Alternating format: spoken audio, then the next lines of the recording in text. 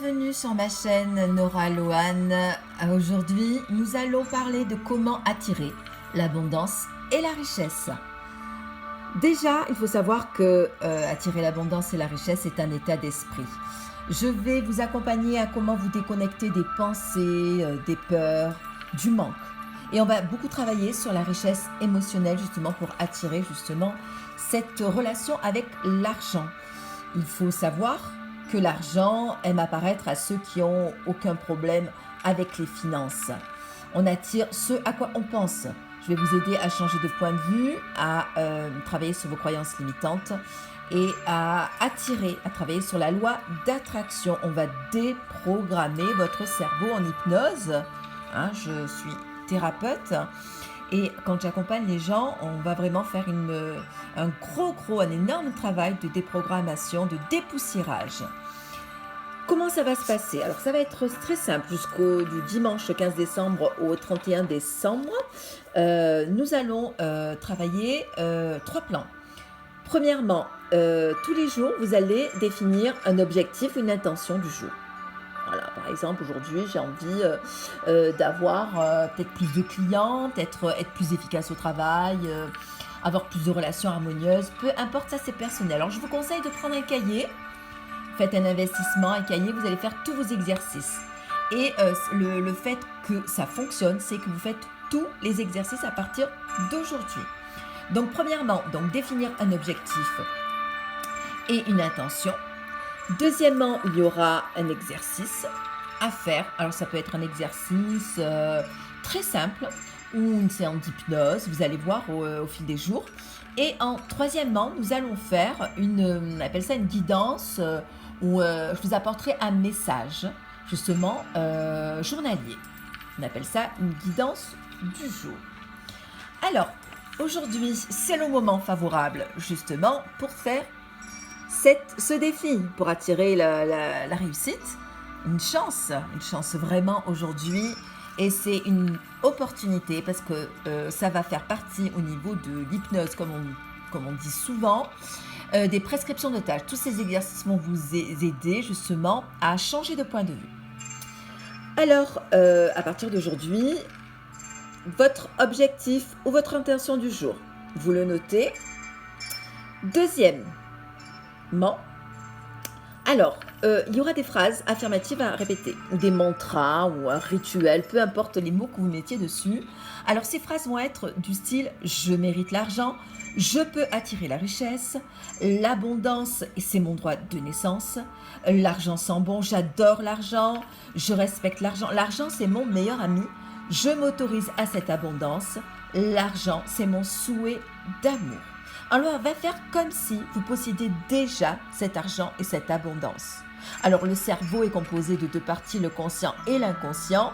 Je vais vous aider justement à vous connecter directement sur cet inconscient. On va arrêter de penser négativement.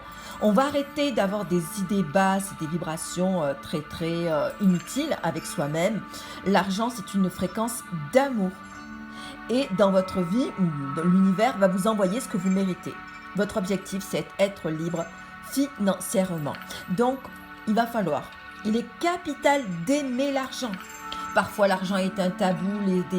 Souvent, il y a des personnes qui vont dire que l'argent, c'est sale. Non, il faut arrêter de penser ça. Voilà, il faut se déconnecter, il faut enlever les mots négatifs, il faut arrêter d'insulter l'argent. Il faut aimer vraiment l'argent pour se réconcilier avec elle. Je vous conseille aussi de ranger votre argent avec respect.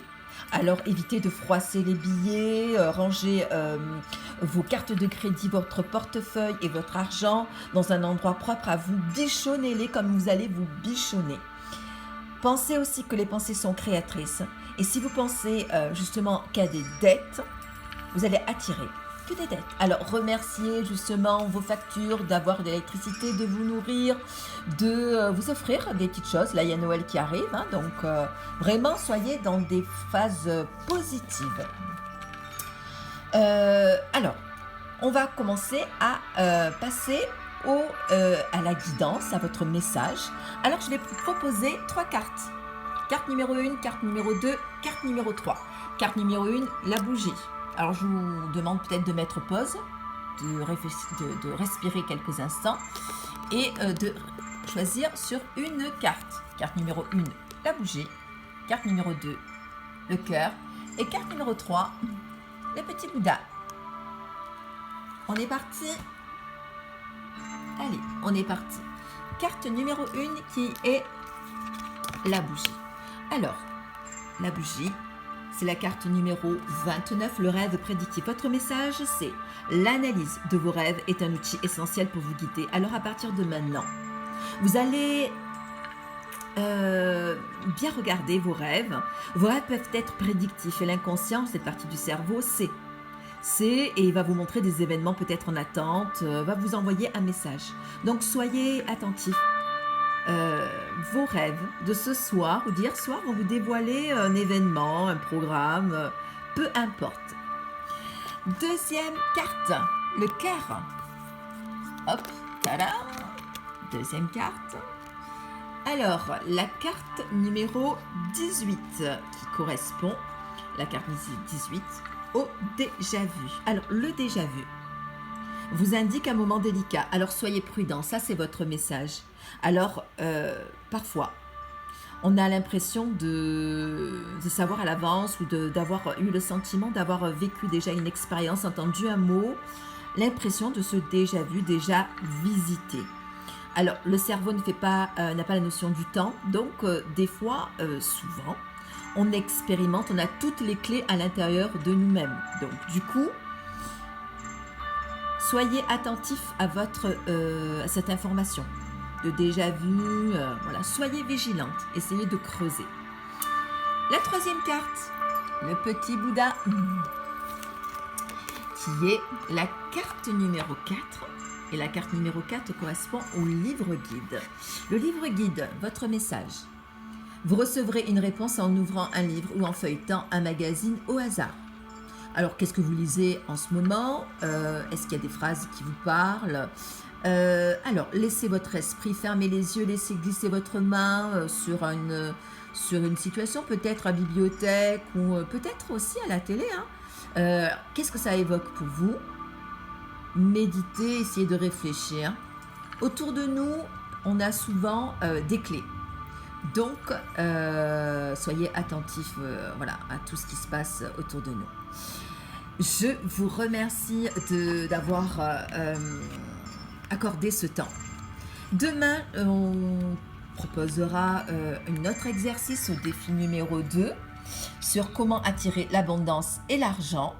Je vous souhaite un bon dimanche et pensez à ce qu'on désire, ce qu'on pense, on le crée.